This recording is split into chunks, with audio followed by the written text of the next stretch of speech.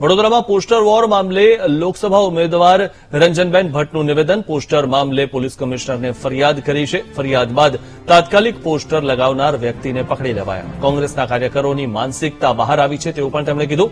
આગળ પણ કોંગ્રેસ કાર્યકરોની પૂછપરછ કરવામાં આવી રહી છે. અન્ય જે પણ હશે તેમના નામ પણ બહાર આવશે. સરકાર આમની સામે કડક કાર્યવાહી કરશે. હું વધારે સક્ષમ છું અને સક્ષમતાથી ઉભી છું એટલે મને ટાર્ગેટ કરાઈ રહી છે. ભગવાનના, ગુરુના અને માતાજીના આશીર્વાદ છે.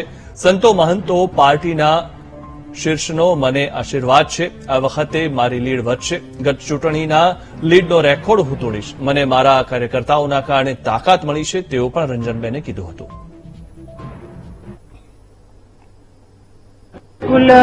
જે રીતે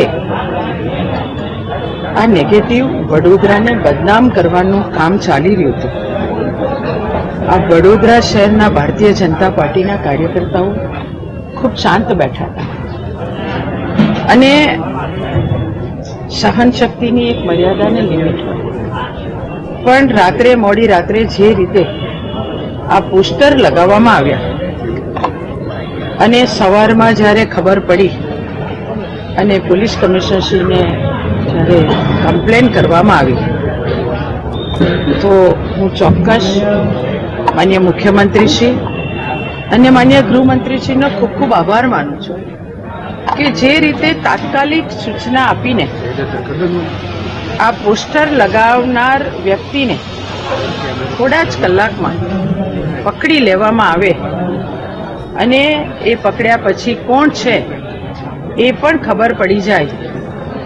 આ કોંગ્રેસના જે કાર્યકર્તાઓએ આ કર્યું છે એ એની માનસિકતા બહાર આવી છે.